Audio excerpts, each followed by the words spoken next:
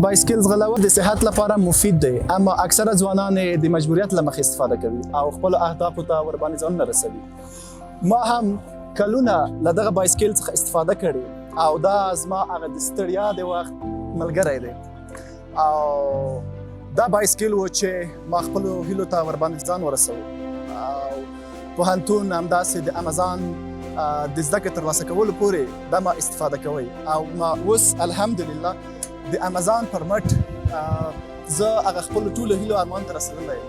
یعنې زما هغه د سخت وخت ملګری همدا بایسکل. زما هدف له دې ویډیو څخه دا دی چې یو هدف ټاکل او د هغه په پوره معنا باندې تعقیبول ستاسو ټول ژوند تغییرولی شي.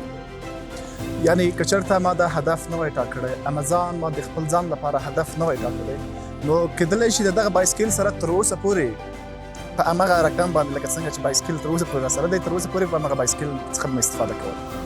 اما اوس 2026 کال دی، هغه کال چې په دلته ستاسو سره یو کمپیوټر، یو موبایل او انټرنیټ ستاسو مکمل ژوند بدلولی شي.